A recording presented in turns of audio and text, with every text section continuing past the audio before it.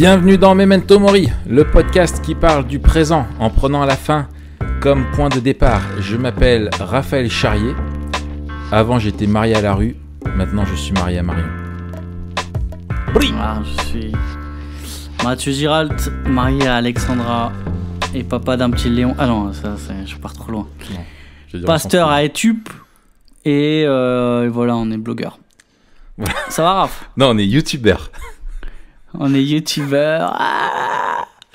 Non, on est podcasteur. Notre Squeezie sur TPSG. Moi, je suis Squeezie et toi, tu es... Attends, faut que je trouve un truc qui reflète... Ma personnalité. Tu es le joueur du grenier, mais avant. Du grenier. Alors, désolé, j'ai pas la ref. mais à mon avis, tu veux dire... Avant, quand il était hyper beau gosse. Oui, il y a un avant et un après, tu iras voir. D'accord. T'as repris la boxe alors, Raph? Ouais. Bah là, dans mon arrêt maladie... Là, je crois que t'allais à la salle pendant l'arrêt, là. T'as changé d'avis finalement? Bah en fait, il y a des sacs à la salle. Et il y a un prof qui vient donner qui donne des cours de boxe à la salle. Et du coup, j'avais décroché les gants, tu vois, j'avais décidé de mûrir pour m'occuper de ma famille, j'avais pris ma retraite. Non, justement, t'avais raccroché les gants. J'avais raccroché les gants, ouais. Et là, tu les as décrochés. Et là, je les ai redécécrochés. T'es un peu le Apollo Creed la rue m'a trop tiré par le maillot, quoi. Ouais, c'est ça, j'avais envie de cogner. Donc du coup, je boxe un peu, ça fait du bien, ça fait vraiment du bien. Et en plus, le gars, il est d'une violence, mon gars. Ah bon? Ah, mais il est d'une violence. Ah, purée, il nous fait des cours. Oh là là là. Il te fait alterner, il a son truc à lui. En fait, tu fais une 30 de sac et une 30 de renforcement polyarticulaire, là. Mais alors, purée, et sans pause, quoi. Et il t'envoie. Putain, je finis 45 minutes, je suis cassé en deux. Je suis avec des petits jeunes, ils ont 20 ans, ils ont la pêche et tout. Je suis là, moi, je les maudis, tu vois. Mais c'est bon, je travaille sur mon humilité, ça me fait du bien. Ça me fait vraiment du bien. Donc c'est cool. C'est cool. En tout cas, Pourquoi on parle de ça? Je sais pas. On parle de ça parce que le sport, c'est important. Il faut se maintenir en forme. C'est ça. Surtout à l'heure actuelle. T'as vu ce qu'on mange? Non, mais... T'as vu le glyphosate qu'il y a dans tout ce qu'on mange? C'est ça. Et le nitrate aussi. Le nitrate de potassium, c'est... Ouais. Je sais pas ce que je dis, là. Ouais. Non, mais c'est terrible. Et ouais, le monde va mal, en fait. Mais... nous, aujourd'hui, on est là pour parler du mariage. Mariage. Pourquoi parler du mariage, Mathieu, alors qu'on parle surtout d'apologétique culturelle et d'eschatologie? Parce que le mariage tient une place à la fois importante dans la culture et dans l'eschatologie, puisqu'en fait, on pourrait même dire que la Bible commence avec un mariage et finit avec un mariage. Exactement. Et c'est ce que je te propose de faire. C'est de finir. Merci, allez, au revoir. Voilà. Non, de faire un survol, peut-être déjà de ce que la Bible nous dit à propos du mariage. Et après, on verra peut-être en laissant, si tu veux bien, en particulier, sa place commencer par définir le mariage et après de parler dans un deuxième temps de sa place en particulier dans l'eschatologie et comment justement vivre Memento Mori peut nous aider à être des meilleurs maris, parce que messieurs, on s'adresse à vous peut-être en premier. Ouais, c'est ça. Alors, on voit plusieurs ingrédients dans le mariage. Peut-être la première chose à dire dans notre définition, c'est que c'est une institution qui nous vient de Dieu et qui est instituée à la création. Ouais. Donc, c'est une création de antérieure Dieu. À la chute. Institution créée par Dieu dès le début du monde. Exactement, avec ce verset bien connu. Genèse de 24. Genèse de 24. Alors peut-être je vais lire un petit peu avant, à partir du verset 22. L'Éternel Dieu forma une femme de la côte qu'il avait pris de l'homme et l'amena vers l'homme. Et l'homme dit, voici cette fois celle qui est os de mes os et chair de ma chair, on l'appellera femme, parce qu'elle a été prise de l'homme. C'est pourquoi l'homme quittera son père et sa mère et s'attachera à sa femme, et ils deviendront une seule chair. Donc, ce texte-là est fondateur et fondamental pour notre pensée biblique du mariage, puisque à partir de là, et surtout dans le Nouveau Testament, il est cité à chaque fois qu'on parle du mariage, que ce soit de manière positive ou négative, c'est-à-dire que ce soit pour affirmer ce qu'est le mariage ou pour défendre dans les controverses, notamment les controverses liées au divorce. Dans ces deux cas, le texte qui est cité, c'est toujours celui-là. Au commencement, voilà ce que Dieu a établi comme étant le fondement du mariage. Donc, première chose importante, institution divine créationnelle. C'est ça. Et c'est une institution, peut-être deuxième chose à dire derrière, c'est que c'est une alliance, Oui. Le mariage, c'est-à-dire un engagement entre un homme et une femme, hein, bien sûr, parce que dans la Bible, le mariage est strictement hétérosexuel. Bien sûr, il n'est légitime que s'il est hétérosexuel, entre un homme et une femme devant Dieu, presque une alliance entre trois personnes. Comme Dieu est le créateur du mariage, il est celui qui unit les conjoints dans le mariage, et le fait que ce soit une alliance qui est biblique, dans laquelle Dieu s'engage lui-même, fait du mariage une alliance qui ne peut être brisée. Dieu crée ce lien alliancel-là, c'est cette façon de s'unir et de rentrer en relation, où c'est Dieu donc qui en fixe les règles, qui donne les normes selon lesquelles il doit être vécu, celle de Genèse de 24 notamment, et qui crée ce lien-là qui est permanent. Simplement, par exemple, la relation entre les parents et les enfants, on le voit avec Genèse de 24, les enfants sont appelés à se soustraire de la relation qu'ils ont avec leurs parents. Ils doivent un jour quitter leurs parents et fonder eux-mêmes leur propre foyer. Mais le couple, lui, jamais ne se quitte, quoi. Il demeure, il y a un lien permanent qui est créé entre les deux personnes à cause de cette alliance du mariage. Peut-être qu'on peut dire aussi comment est-ce que au niveau de ce qui, comment dire, de ce qui est un mariage valide, quelle est l'essence du mariage, qu'est-ce qui le compose. Et c'est vrai qu'il y a cette citation peut-être d'Henri Blocher, je ne sais pas si tu l'as Oui. sous les yeux, tu peux nous la Je l'ai sous les yeux. Je pense qu'il est très juste, vas-y. Donc dans un papier qui s'appelle Clarté sur le mariage, Henri Blocher définit, il dit, il y a mariage valide quand les termes de cette définition sont respectés. Alors il parle de définition minimale du mariage. Ça ne dit pas tout ce qu'est le mariage, mais à minima, le mariage, c'est cela. Indispensables à avoir dans le mariage. Exactement. L'alliance sanctionnée par l'autorité en charge de l'ordre social, ça on y reviendra, ouais. Par laquelle un homme et une femme s'engagent sans contrainte à mener une vie commune et s'unir sexuellement. Voilà. Donc il y a plusieurs éléments qui, pris séparément, ne fondent pas le mariage. C'est-à-dire qu'un engagement sanctionné par une autorité ne sanctionne pas un mariage si le mariage, par exemple, n'est pas consommé. Mais l'union sexuelle ne fait pas le mariage non plus. Alors ça, peut-être on peut passer quelques minutes, parce que souvent, dans les églises, ça ne viendrait pas à l'idée de gens en dehors de l'église, mais dans les églises, certains disent parfois, alors rarement par naïveté, parfois par... compromission. C'est ça. Lâcheté. Que l'union sexuelle fait le mariage et que du coup c'est ok et qu'une fois qu'on s'est unis sexuellement on est marié aux yeux de Dieu. C'est pas vraiment cela. D'ailleurs, on le voit avant 1 Corinthiens 7, il y a 1 Corinthiens 6.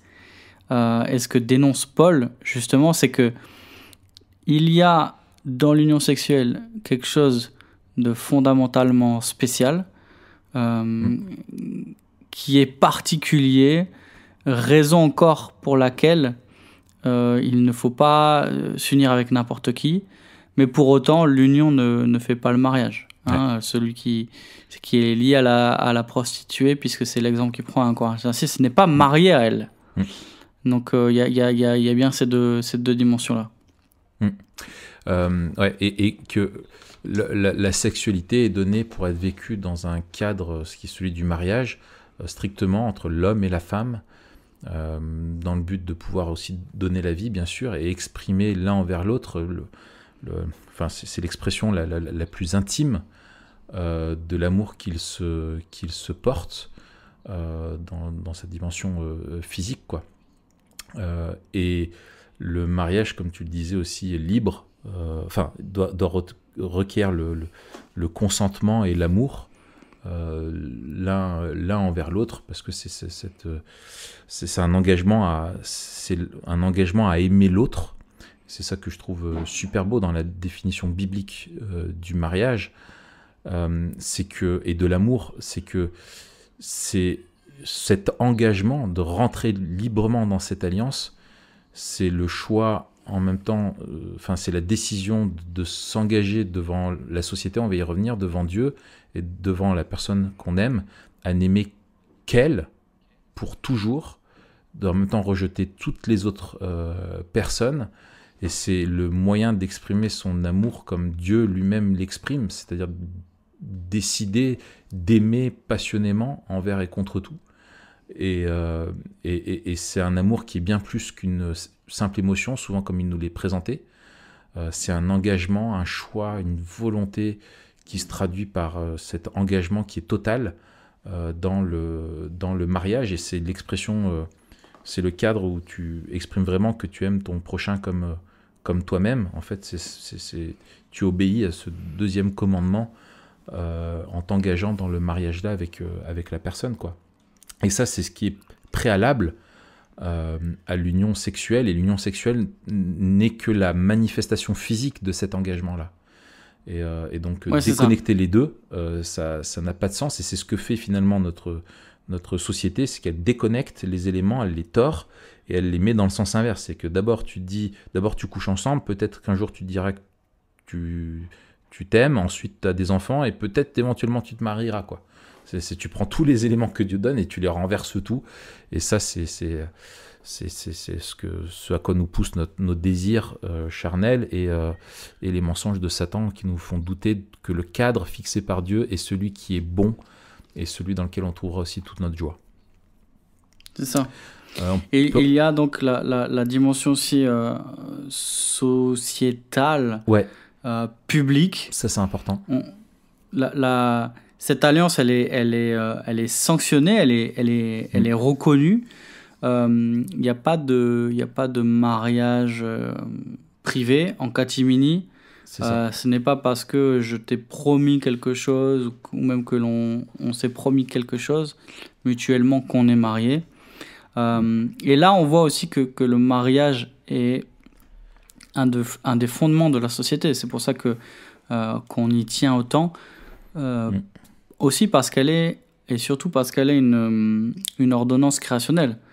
Ce qui fonde la société, en fait, ça va être le mariage, puisqu'aussi par le mariage se développe le mandat culturel, qu'on appelle parfois le mandat créationnel, que l'homme et la femme se reproduisent et qu'ils se multiplient, qu'ils remplissent la terre et qu'ils la développent. On a fait un épisode là-dessus sur le mandat culturel. Mais donc le mariage, c'est la structure sociétale de base qui permet l'ordre de la vie sur Terre. Ouais. Et ça, c'est aussi super important. Et c'est pour ça que ça n'est pas que deux individus, c'est toute la société qui reconnaît cela et qui promeut cela. Ouais. Et c'est pour ça que toutes les questions relatives au mariage doivent, chez les chrétiens, nous rendre attentifs. Ouais. Et puis aussi nous rendre peut-être parfois... on doit parfois dire ce que l'on pense avec plus de force, vu l'importance du sujet. Ouais, c'est ça. Et je pense, parce que tu en as beaucoup aussi, je pense qu'ils sont tentés par ça. Alors, chez nous en France, aussi, des chrétiens qui ne comprennent pas le rôle de la mairie, qui voient ça comme simplement une formalité administrative et qui disent, ouais, le vrai mariage, c'est à l'église. Mais en fait, non, ce qui officialise aux yeux de la société le mariage, c'est à la mairie. Donc, c'est ça qui compte. En France En France, oui. Parce qu'en France, enfin, dans d'autres pays, par exemple aux États-Unis ou dans des pays du Nord, le pasteur ou n'importe qui, en fait, peut faire la demande d'être officier d'état civil pour pouvoir célébrer un mariage.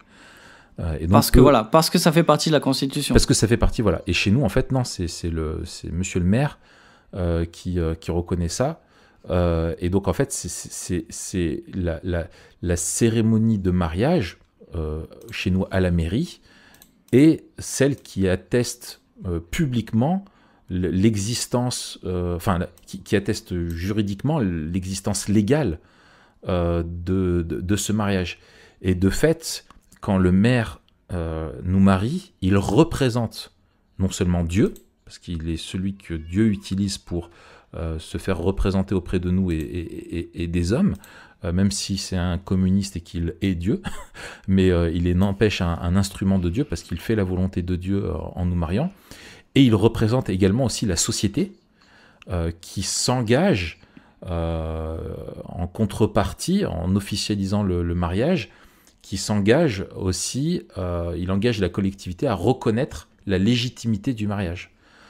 C'est-à-dire qu'en nous donnant les papiers, quand tu ressors avec ton livret de famille de la mairie et que tu es inscrit, que voilà, tu étais reconnu par la société en tant que marié, on ne peut pas dire que tu es un couple qui n'est pas marié ou que ton mariage, il vaut rien, quoi. La société est obligée de le reconnaître légalement comme valide. Et puis après, bien sûr, il y a aussi toute la question, on en a déjà parlé, de la sexualité. C'est pas juste une réalité administrative, mais après qu'il y a la réalité qui doit être vécue. C'est pas une alliance, c'est pas un mariage blanc, quoi, hein, comme il y en a qui le font. C'est un vrai mariage, une vraie vie, une vraie conjugalité, une vraie intimité, etc. Et qui font aussi partie dans le sens où si tu t'es juste marié devant la mairie, mais que t'as jamais vécu ensemble et que t'as jamais formé de vrais couples, t'as pas fondé un vrai foyer, et ben non, ce mariage n'est pas le mariage biblique, quoi. Ouais. Ça, et j'aime bien dans le papier toujours d'Henri Blocher, il parle d'intention divine et il dit l'intervention divine. Alors je pense que c'est l'intention divine, peut se résumer en 3 mots: monogamie, indissolubilité et amour. C'est ça. Le premier, c'est l'exclusivité du lien. Ouais. Dans cette alliance-là, c'est une alliance exclusive entre un homme et une femme. Le un homme et une femme est importante. Ce qui est important, c'est pas juste que ce soit un homme et une femme en tant que de sexe différents, mais c'est un et un. Donc quand on choisit sa femme, on choisit de ne pas choisir toutes les autres. Ouais. C'est vraiment quelque chose d'exclusif. Et c'est pour ça que là aussi, quand on parle de polyamour, maintenant on commence à parler de polyamour. De trouble. En plus, on met... Je sais pas si t'as entendu ça. Ah bon ? Un trouble. Le trouble. Essaye de deviner ce que c'est. Un couple à trois ? Ouais, c'est ça. Oh là là. Oh. Mais bon, on met amour, alors ça va dedans. Ah, mais faut pas juger. Faut pas juger, parce que si tu juges, t'es un nazi. Exact. Eh oui. Tout à fait. Eh ben oui. Le caractère aussi, donc indissoluble, ça tu en as parlé, et puis l'amour. C'est l'alliance n'est pas un contrat froid. Non. Où l'on s'engage et puis il y a que l'engagement qui compte, et puis on continue parce que voilà, on veut obéir à Dieu devant lequel on s'est engagé, etc. Il y a la dimension de l'amour. Ouais. Et j'aime bien cette citation de John Piper. Il dit au début, on se choisit parce qu'on s'aime, et après, on s'aime parce qu'on s'est choisi. Mais il y a toujours cette dimension de l'amour-là, et l'alliance, c'est une alliance d'amour, on va en reparler, hein. C'est pour ça aussi que le mariage est une image qui est utilisée abondamment dans l'Écriture pour parler de l'alliance aussi entre Dieu et son peuple. Ouais. Cette alliance indissoluble, exclusive, et une alliance aussi d'amour. Ouais. Mais il y a le rapprochement, l'union, l'unité qui existe au sein du couple, elle est unité dans l'amour et par l'amour. Et ça, c'est important. Et c'est aussi ce qui fonde la pertinence de parler du mariage dans le cadre de l'apologie culturelle, parce que l'amour, c'est un des... sinon, le plus grand ressort apologétique dans une société qui est complètement désenchantée, une société aussi qui regarde le mariage tantôt en se moquant, tantôt en reconnaissant sa légitimité intrinsèque, puisque elle veut tout sanctionner comme mariage, même les choses les plus invraisemblables. Elle reconnaît que le mariage, c'est quand même quelque chose. Donc on a cette tension. Dans cette société-là, on doit replacer l'amour au cœur du mariage. Et quand on explique la manière dont Dieu a voulu les choses et la manière dont seulement cet ordre-là garantit l'amour que tout le monde recherche ailleurs et ne peut trouver, alors il y a une espèce de beauté qui se dégage du plan de Dieu, et ça, c'est un ressort apologitique incroyable. Ouais. Et moi, je le dis souvent, hein, dans des conversations que j'ai pu avoir sur le sujet, avec des couples qui ne veulent pas se marier, et je leur dis, mais en fait, si tu dis que tu l'aimes vraiment, tu ne peux rien faire de plus beau et de plus important que de l'épouser. Parce que c'est l'expression ultime de ton engagement à choisir d'aimer cette personne envers et contre tout. C'est plus engageant qu'un enfant encore. Et c'est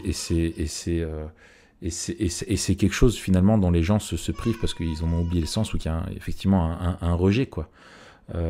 Ou une peur face à justement un cynisme, face à tous ces mariages qui étaient fondés sur des belles promesses, mais qui en fait n'étaient que des belles paroles. Ouais. Oh, ouais, pas mal. C'est beau. Ouais, c'est pas mal.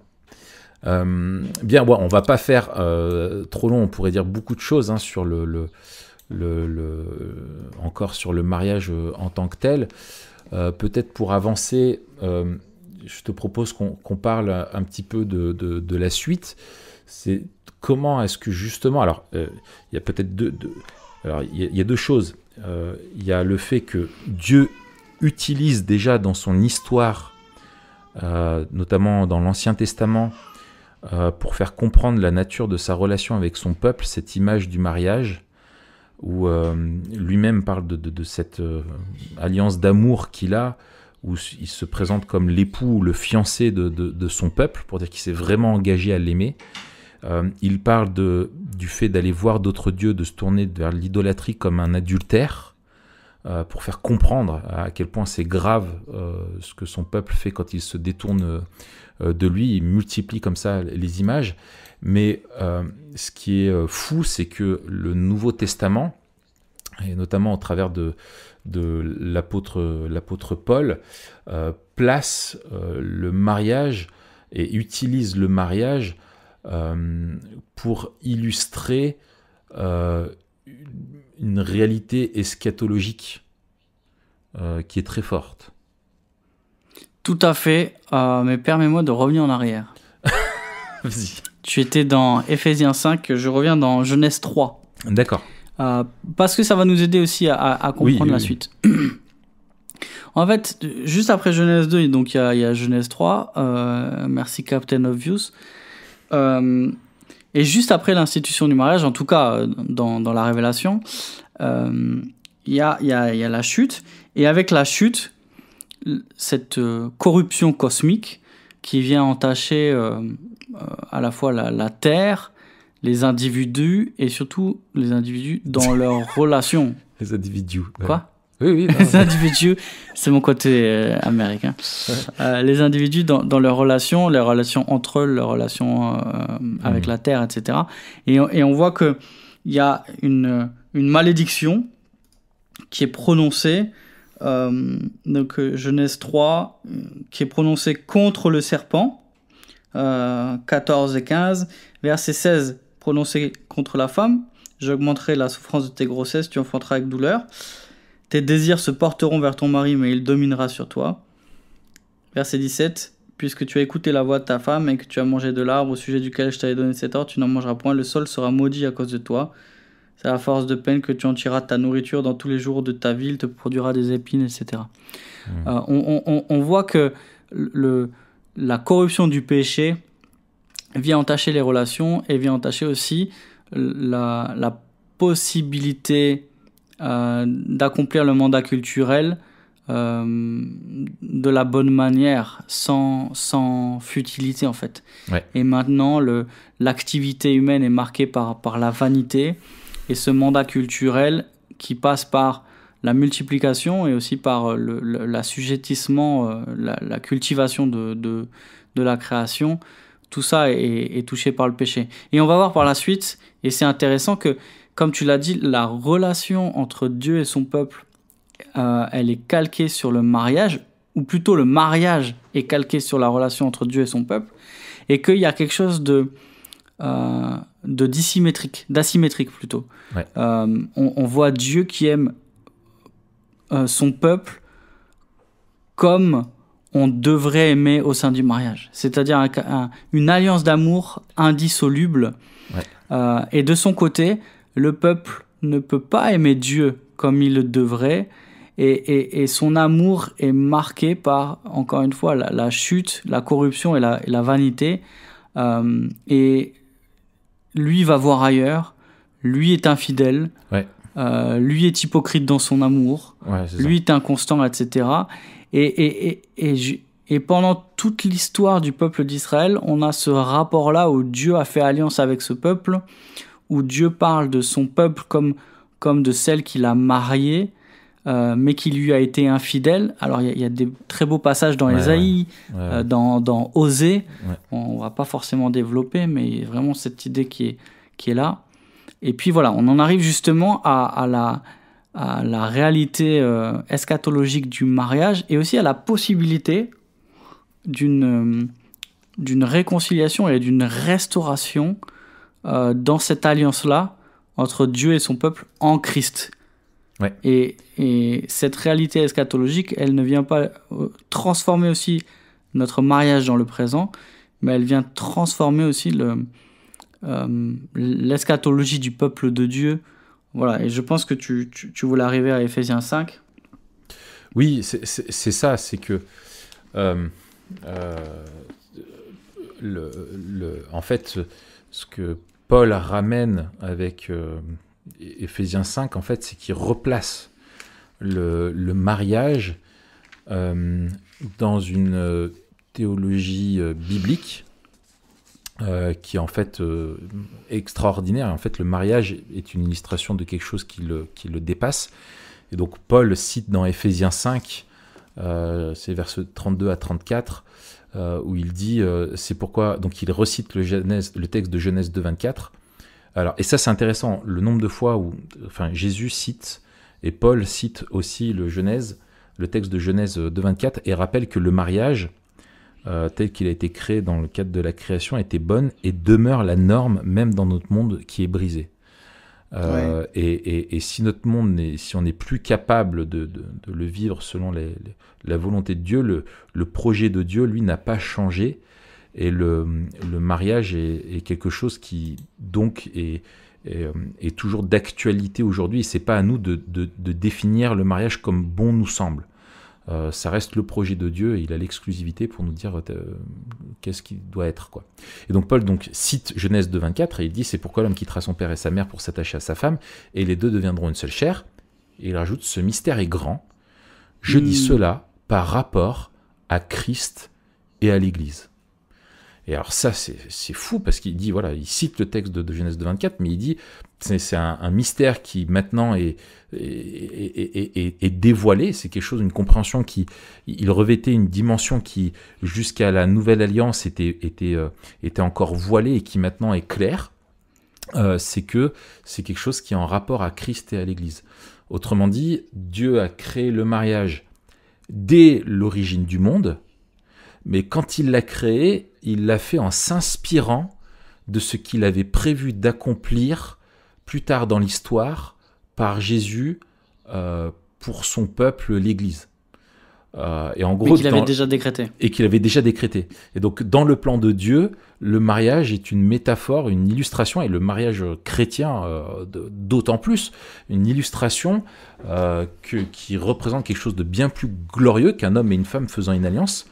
Il a été créé, le mariage, dans le plan de Dieu pour être une illustration de la relation entre Christ et l'Église, de l'alliance scellée par le sang de Christ entre Dieu et son peuple. Et c'est ça le sens le plus profond du mariage, c'est qu'il est une démonstration vivante de la façon dont Christ et l'Église se rapportent l'un à l'autre, quoi. Et c'est Geoffrey Bromaïlé qui dit que comme Dieu a fait l'homme à son image, il a fait le mariage terrestre à l'image de son propre mariage éternel avec son peuple. Et on retrouve donc dans l'Apocalypse et dans l'eschatologie, cette métaphore qui est là, c'est que la vie éternelle, ce sont les noces de l'anneau, c'est cette alliance éternelle et cette fête de cette l'agneau. Union. J'ai dit Parce quoi? que les noces de l'anneau, c'est... Ah oui, c'est le volet 8 du Seigneur des Anneaux. Oui, c'est ça, c'est dans Tolkien. Les noces de l'anneau. Les noces avec des individus. Noces de l'anneau. Et donc voilà, c'est les noces de l'agneau, la vie éternelle, c'est la consommation, vraiment l'entrée dans la réalité ultime de ce que c'est d'être en relation avec Dieu, dans cette relation d'amour et d'engagement éternel qui ne se brisera pas, qui n'aura pas de fin et qui ne pourra plus être transgressé, violé, mis à mal par le péché, parce que le péché aura été...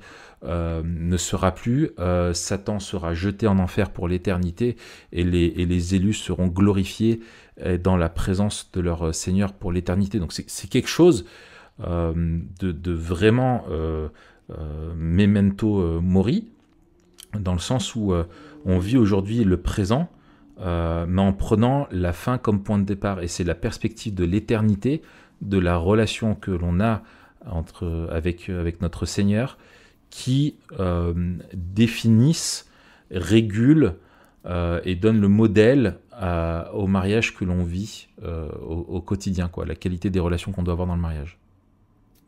C'est ça. Et puis on voit que dit simplement dans Éphésiens 5, Paul dit que notre union à Christ doit être le modèle de notre union en tant qu'époux. Et donc c'est à la fois, encore une fois, avec les ingrédients d'alliance, d'amour, qui nous permettent de comprendre à la fois la beauté du mariage même terrestre, et aussi à la fois la difficulté, puisque il s'agit de quelque chose qui reflète une alliance qui est faite par Dieu lui-même avec nous, et la beauté de la possibilité, en fait, en Christ, Dieu nous rend capables de vivre ce à quoi il nous appelle. Et ça, je trouve que c'est aussi super beau, parce que on a en Genèse 3 ce constat-là d'échec complet, et même au niveau relationnel, c'est un échec total. On a cet homme et cette femme, Adam et Ève, qui sont censés être en communion parfaite, et qui sont dans le jardin et qui partagent tout ce que Dieu leur donne, mais qui vont ensemble s'entraîner l'un l'autre dans le péché, et qui vont vivre, et toute l'humanité à leur suite, les conséquences du péché avec la corruption, la souffrance, le mal et la mort. Et ensuite, toute l'histoire du peuple envers Dieu qui agit de même. Et et on n'a presque pas d'espoir en fait. Sinon, Ouais. l'espoir qu'on trouve en Christ et que en étant unis à lui, on peut retrouver le vrai sens du mariage. Pas seulement dans sa dimension eschatologique, pas seulement dans sa dimension typologique, mais aussi le vrai sens du mariage terrestre, et que cette fidélité à laquelle il nous appelle, cet amour auquel il nous appelle, cette exclusivité auquel il nous appelle, on peut le vivre en lui par son esprit. Et je trouve ça, c'est aussi un réconfort qui est magnifique, parce qu'on sait que la vie sur Terre est dure, que nous on est tordus et que le mariage est particulièrement difficile, quoi. Plus on est de fous, plus on rit, plus on est de pécheurs, plus on pêche, quoi. Et donc, deux pécheurs sous un même toit, c'est chaud. Ouais. Mais Dieu, dans sa grâce, s'en sert à la fois pour nous faire grandir et pour nous faire comprendre la beauté d'un mystère qui nous dépasse, mais qui est rendu un peu plus visible par le mariage. Ouais. Et nous apprendre à aimer. Apprendre à aimer. Exactement. Aimer sans retour. Déjà. Sans aimer, sans dire bonjour. Et s'en aller. Et s'en aller. Ah bon? Je crois qu'il dit ça à un moment donné. Et s'en aller. Non? Mais c'est complètement contre-productif. Bah oui. Je t'aime tellement que je me barre. Au bout d'un moment, il y a quand ça va, hein. Ouais, non, mais c'est ça, c'est apprendre à calquer et être dans l'imitation. Et comme tu le disais aussi, c'est le grand espoir pour nous, c'est que non seulement on a un modèle qui nous est donné, mais on a aussi un secours et un but qui nous est donné, c'est Christ lui-même, qui vit en nous, qui nous instruit et qui nous rend capables, quoi. Et on puisse c'est pas par nos forces, mais c'est par sa grâce qu'on peut aspirer, nous, à être de meilleurs maris et nos épouses à être de meilleures femmes. Ouais. Alors, maintenant, comment, peut-être, il y a une question qu'il faut qu'on pose, parce que je sais que nos auditeurs se posent. C'est quelle est la pertinence des salsifis? Ça n'a aucun sens. Dans la création. C'est ni beau, ni bon, alors, et ça pue. Moi, je pense qu'ils sont une altération d'un très bon légume à la chute. Tu veux dire que là, on peut parler de corruption complète. Mais ah non, les oignons, c'est magnifique. Non, les oignons, c'était des oignons, espèces de mangue trop bonnes. Et c'est tombé par terre. Ça non, les oignons, c'est bon. Ça pue. Non. Et derrière, t'as un mec, parce qu'il est pêcheur et que et qu'il suit les désirs de sa chair, il l'a senti, il a croqué dedans, il a dit, ça c'est comestible. Tu vois, le mec s'est dit, ça c'est comestible, on va le manger. C'est pas bien. Fallait pas faire ça. Il faut se repentir. Les oignons, c'est magnifique. Non. En plus, je peux pas te laisser dire ça. Oignon rime avec moignon, rime avec dépravation, et rime avec c'est pas mignon. Tu vois. Donc il faudrait pas trop pousser le bouchon trop loin, quoi. D'accord. Ok. Donc la question que moi je voulais te poser, c'est que si le mariage est bon, il est créé par Dieu. S'il est une image de notre relation éternelle avec Dieu, pourquoi Jésus dit-il aux pharisiens qu'il n'y aura plus de mariage dans la vie éternelle? Alors c'est une excellente question. Alors c'est une question que tout le monde se pose, bien sûr. C'est aussi une vraie question de théologie biblique, parce que souvent on dit que, en gros, la glorification et la restauration finalement du dessein de la création. Or, oui. Le mariage fait partie de la création. Pourquoi ne serait-il pas glorifié comme tout ce qui était présent dans le cadre de la création, Mathieu? Ouais, écoute, je suis curieux de t'entendre après, mais je ne sais pas si tu vas me suivre dans la piste que je vais prendre. Pour moi, c'est une question justement de typologie. Oui. Et dans Éphésiens 5, on a justement cette dimension typologique que le mariage finalement est un type de la relation entre Dieu et son peuple, entre Christ et l'Église, et qu'en tant que type, une fois cette relation parfaite, cette communion parfaite, le type n'a plus lieu d'être en fait. L'image disparaît à la lumière de la réalité. Est-ce que tu emprunterais cette même voie, Raph? Mais complètement, mon bon Mathieu. Je pense que tu as raison. En fait, il me semble qu'il y a plusieurs éléments de réponse. Le premier, peut-être le plus fondamental, c'est qu'il ne faut pas déconnecter le mariage du mandat culturel. Tu l'as rappelé tout à l'heure, c'est l'institution qui permet de le remplir. Or, je veux dire, le mandat, le mariage est lié à la création de la vie. Or, il n'y aura plus de création de vie. Une fois que nous serons dans la vie éternelle, tous les élus seront rassemblés, et donc il n'y aura plus lieu à donner de naissance. Ce n'est plus une nécessité dans le plan de Dieu. Donc on pourrait dire déjà, il y a cette notion de nécessité vis-à-vis de la multiplication de la race. Oui, mais ça, comment tu le sais? De la race humaine. Parce que Jésus a dit qu'il n'y aurait plus de mariage. Non mais voilà, mais donc c'est circulaire. C'est parce qu'il n'y a plus de mariage qu'il n'y a plus de multiplication. C'est pas parce qu'il n'y a plus de multiplication qu'il n'y a plus de mariage. Oui, mais je rejette ton premier argument, Raph. Non, parce que les élus seront au nombre, tous les élus qui ont été créés seront rachetés, quoi.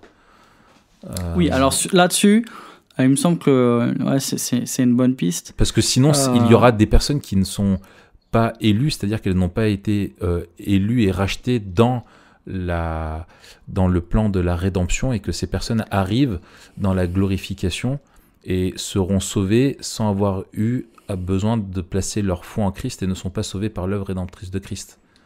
Voilà. Donc ça colle pas. Ça va ? Là, je te suis. Bon. Deuxième chose qu'il faut dire, c'est que en fait, dans la perspective du mariage, enfin de la vie éternelle, il n'y a rien qui est présenté comme une perte, mais il n'y a que du gain. C'est-à-dire entre notre vie actuelle et la vie éternelle ne sera que quelque chose qu'on va gagner en plus. Donc il ne faut pas croire que parce qu'on ne vivra plus marié, ou qu'on n'aura plus... quand on expérimente ici-bas la relation sexuelle avec le plaisir que ça procure, etc., on dira, purée, mais pourquoi ne plus avoir ça pourquoi Dieu, en gros, voudrait nous priver de ça? Mais est-ce qu'on peut dire que dans un monde déchu, c'est no pain, no gain? Dans la nouvelle création, c'est no pain, more gain. Oui, c'est ça. C'est pas faux. Je me dis, qu'est-ce qui va me sortir? Oui, non, mais c'est bien, c'est ça. On va vivre quelque chose de bien meilleur, et en fait, on a du mal à le comprendre. Et les plaisirs du mariage ici-bas ne sont qu'un prélude et un signe, ou un prélude et un signe, comme tu veux, des plaisirs inimaginables et plus grands que nos corps spirituels vont pouvoir expérimenter dans la nouvelle création. Et en fait, la fin du mariage est une bonne nouvelle pour nous, parce que ça nous rappelle qu'on vivra des relations entre nous et avec Dieu qui seront bien plus satisfaisantes, qui ne seront pas sexuelles, qui ne seront pas celles du mariage, mais où on vivra un bonheur bien plus grand. Et c'est C.S. Lewis qui donnait une image, je me souviens plus quand j'avais lu ça, que je trouvais génial. Il disait, pour nous aider à comprendre, en fait, parce qu'on n'est pas encore dans la vie éternelle, du coup on a du mal à comprendre ça. Il disait, c'est comme si vous disiez à un enfant de 4 ans, vous essayez de lui expliquer la vie, ce que c'est que d'avoir un orgasme, quoi, la vie sexuelle, comment c'est cool de faire l'amour, disons-le comme ça. Et vous lui dites que ça sera son plus grand plaisir plus tard, alors que lui, il est en train de manger du chocolat, et lui, sa réponse, ça serait de vous dire, mais est-ce que j'aurais quand même le droit de manger du chocolat, tu vois, au lieu de faire l'amour, quoi. Tu vois, en gros, c'est un peu ça. C'est que lui, dans l'état où il est de son expérience de la vie, il ne comprend pas, il n'est pas programmé pour ça encore. Enfin, il est programmé génétiquement, mais ça s'exprime pas encore. Il est pas, en gros, il n'a pas les hormones encore qui fonctionnent et tout ça. Et du coup, il a du mal à comprendre pourquoi ça serait plus cool que de manger du chocolat. Et ben en fait, c'est un peu pareil pour nous. J'ai utilisé une illustration un peu similaire dans une de mes prédications avec les épinards et l'entrecôte. Jamais, parce que... Putain, le mec, il en rate pas parce une. que Il a un problème. parce que Léon, tu Il vois. en rate pas une. Léon, il mange des épinards, il est trop content, tu vois. Et je le vois et il kiffe, tu vois. Il kiffe manger des épinards, tu vois. Il est content, il sourit, il fait des petits bruits de bouche et tout. Et je me disais d'un fois, mais tu sais pas encore, t'as pas encore goûté d'entrecôte. T'es là, t'es content avec tes épinards. De rives marinés. Mais en fait, Excellent. c'est peut-être le problème de mes illustrations, c'est que s'il y a des végétariens ou des véganes dans la salle, ça parle pas. Ouais, c'est ça. Ouais. Et est-ce que tu as fait des tests sur la... Tu devrais demander un bilan sanguin collectif de ton église pour voir si depuis que tu es dans le ministère dans cette église, le taux de cholestérol de l'église a augmenté. Est-ce que ce serait Ça pas serait une marque de intéressant. bénédiction? Ouais. On peut le voir comme ça, Pour l'industrie pharmaceutique, oui. Ouais, voilà, c'est ça. C'est ça. Alors, T'avais d'autres arguments avancés, Raph, sur cette question-là? En sachant, on rappelle la nécessité et qu'il y aura quelque chose de plus grand qui nous attend, mais qu'aujourd'hui, on a en fait, ce qui nous empêche de comprendre pourquoi il n'y en aura plus, c'est parce qu'en gros, on n'a pas encore fait l'expérience de la vie éternelle. Et quand on sera là-haut, on dira, ah bah oui, bah c'est évident, quoi. Tu vois. Mais et avoir confiance que Dieu nous donne en quelque chose de rappelant meilleur, aussi qu'on parle d'implication, on n'est pas en train de parler de quelque chose qui est révélé clairement dans l'écriture, mais qui est impliqué, il nous semble. Voilà. Donc, on n'avance pas ça comme un dogme, hein, mais il nous semble que c'est l'explication la plus plausible par rapport à ce qu'on sait par ailleurs. Oui, et c'est aussi un message d'espoir et qui doit aider justement à vivre Memento Mori. C'est que cette vie-là, la réussite sentimentale ou l'échec, ou l'absence de vie sentimentale, ne sont pas la fin et l'absolu de l'expérience humaine à vivre. Ça peut être une très grande souffrance quand tu as connu un échec dans ta vie de couple, que tu es divorcé ou des choses comme ça. Comme c'est aussi une grande souffrance d'être dans les célibats ou d'être dans un mariage qui est insatisfaisant. Comme ça peut être un piège aussi d'avoir un mariage qui soit super et qui en devienne une idole et qui se substitue à ton besoin de Dieu.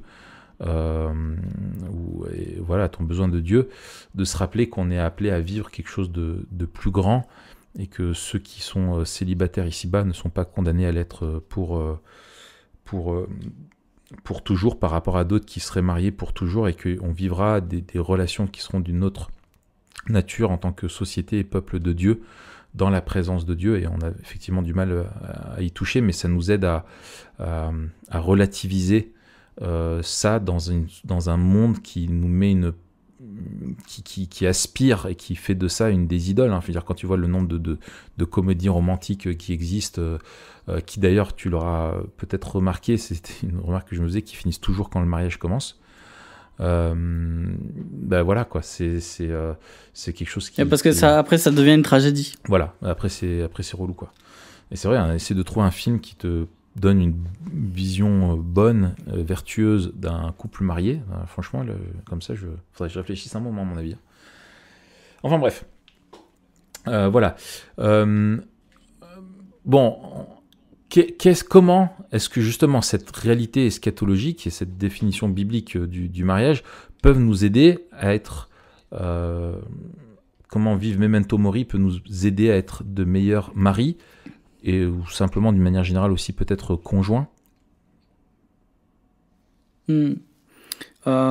Écoute, le premier truc pour moi, c'est que ça c'est un modèle.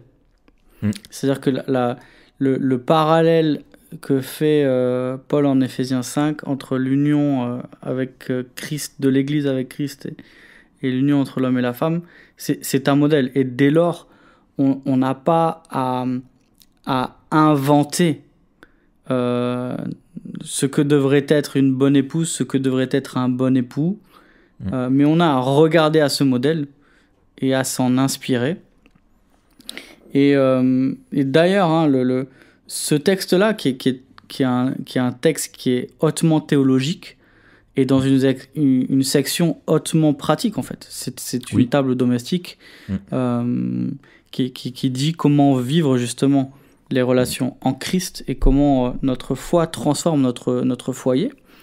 Et on voit que nous n'avons pas à chercher ce qu'il convient de faire en tant que mari et femme, mais à regarder à la relation de Christ et à son Église, et que, en somme, la femme doit refléter l'attitude de l'Église par rapport à Christ, et le mari l'attitude de Christ par rapport à l'Église.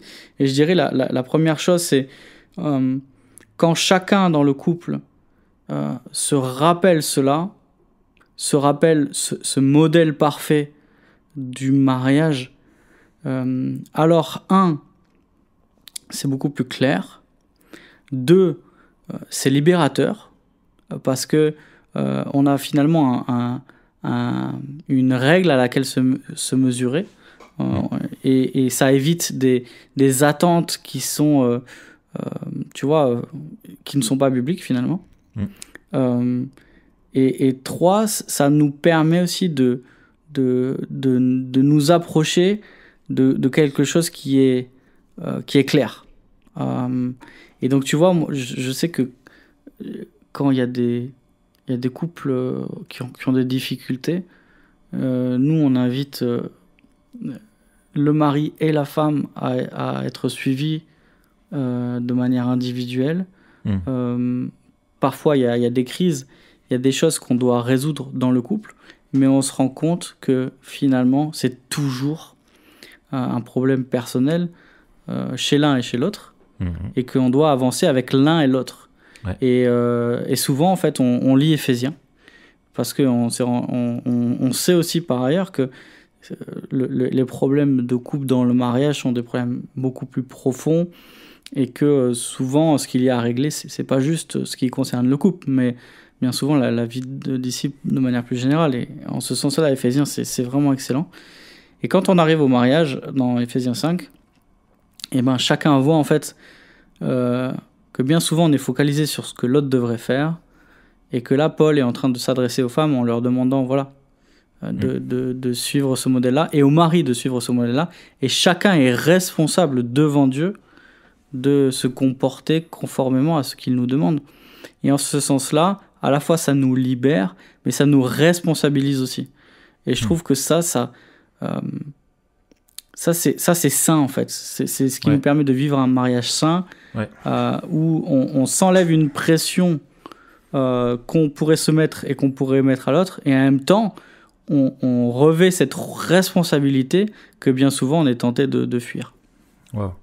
Ouais, écoute, je plus sois dans ton sens. C'est le cri de quel animal, ça? De la plus, qui fait faire des sauts de plus. En fait, je suis complètement d'accord. Et je trouve que ce qui est beau, tu vois, aujourd'hui, quand tu parles du mariage, comment savoir ce qui est juste, ce qui est légitime? Quand est-ce que tu dévies? Quand est-ce que tu as un mariage qui est à la dérive? Quand est-ce que tes attentes sont illégitimes? Quand est-ce que ton comportement est le bon et ne l'est pas? Tu as justement le mariage pour nous est comme étant une institution divine qui nous est donnée, qui est illustrée, où Dieu nous a, la parole est suffisante et elle est claire et elle est nécessaire pour vivre un mariage. Et il n'y a qu'en suivant la parole de Dieu que tu peux avoir un mariage qui soit à la gloire de Dieu et qui te rende pleinement heureux. Donc ça, c'est une chose. Et c'est en même temps cette même parole qui nous présente un Jésus qui était célibataire et qui était l'homme le plus heureux qui ait jamais parcouru la terre aussi. Voilà, tu vois, les Écritures nous aident à vivre le mariage dans la perspective de Dieu. Elles sont indispensables à ça également. Ça, pour moi, c'est super. Et je trouve que, tu vois, par rapport à ça, j'avais écrit un papier là-dessus, je le mettrai en lien, mais c'est un truc dont je parle souvent quand je fais des préparations au mariage. C'est lié à tous les truismes un petit peu qu'on entend, parce que dans le couple, le plus important, c'est la communication. Et ce que moi, je rappelle toujours, c'est que si tu vas au tribunal, et ben, tu verras, les juges voient des couples qui communiquent à fond, hein, et qui divorcent sans problème, hein, et ils communiquent à coups d'insultes, à coups de menaces, etc. Et la communication et une bonne communication, bien sûr, c'est utile dans un couple, elle est nécessaire, mais ce dont le couple a besoin, c'est l'évangile. Et c'est l'évangile le plus important dans un couple. Et finalement, en tant qu'homme, en particulier, bien sûr, on a ce commandement-là et qui fait frémir, hein, c'est d'apprendre à aimer sa femme comme Christ a aimé l'Église. Je veux dire, le programme, il est là, et l'amour de Christ pour son Église, c'est un amour qui est sacrificiel, un amour qui est extraordinairement beau et qui est la plus grande expression de l'amour, quoi. Et du coup, pour nous, bah, ça implique tout un comportement, des exigences morales et une dépendance de Dieu. Je veux dire, si tu avais que ce commandement-là qui nous était donné et que cette exigence-là de Dieu pour nous dans notre vie et rien d'autre, rien pour le travail, rien pour quoi d'autre, mais simplement d'aimer sa femme comme Christ aime l'Église, ça justifierait, ça nécessiterait déjà une piété et un attachement à Dieu qui soit énorme, parce que par nous-mêmes, on n'est pas capable de produire cet amour-là. On a besoin que ce soit l'amour de Christ lui-même qui nous remplisse pour apprendre à aimer comme lui aime. Et le mari chrétien devrait être une des plus grandes preuves apologétiques de l'existence de Christ. Ah ouais. Tu vois ? Parce que si on a appelé à aimer notre femme comme Christ aime l'Église, on a appelé vraiment à imiter vraiment Christ sur terre. Et malheureusement, je veux dire, il y a beaucoup de maris chrétiens qui sont à la rue. Et je dis moi-même le nombre de progrès que je dois faire pour mieux aimer ma femme. Mais c'est un immense scandale quand tu as un mari chrétien qui est un homme qui utilise qui néglige sa femme, qui la manipule, qui lui fait du mal, qui ne vit pas l'évangile, qui n'est pas un homme qui se repent de son péché, enfin le mauvais exemple qu'il donne pour sa femme, pour sa famille, etc. C'est terrible, quoi. Et donc je pense que ça met des exigences énormes, mais aussi, comme on le disait tout à l'heure, de se rappeler que Christ est indispensable pour nous aider à vivre ça. Et il faut racheter le temps et être conscient que aussi on rendra des comptes à Dieu pour notre façon dont on a vécu notre mariage, et qu'on doit chercher à le glorifier, sachant que on est appelé à vivre un mariage qui est d'une autre nature, celui de notre union avec Dieu en Christ, et que c'est une très bonne école pour nous ici-bas, pour notre sanctification, pour être transformé tout au long de notre vie, d'être engagé sérieusement, d'obéir, de vouloir le vivre pleinement à la gloire de Dieu déjà ici-bas, quoi. Donc voilà. On en reste là, Mathieu? Écoute, on en reste tu là. as quelque chose d'autre encore à dire? Non. Juste le festin des noces. Vas-y. Bah, à mon avis, il y aura... Encore l'occasion de parler de viande, vas-y. Je m'arrête là. Est-ce qu'on se retrouve la semaine prochaine, Raph? Écoute, Dieu voulant, oui. Non. Mais j'aurais envie de te dire non. Non. Non. Il faut que tu arrives à dire non, mon petit Raph. Écoute, non, je n'y arrive pas. Écoute, je te propose qu'on en parle peut-être la semaine prochaine. Voilà, on va parler du non. Génération non, génération oui. De quel bord êtes-vous? Dans quel team êtes-vous? Team non ou team oui? Et donc on vous donne rendez-vous la semaine prochaine. D'ici là, Mathieu.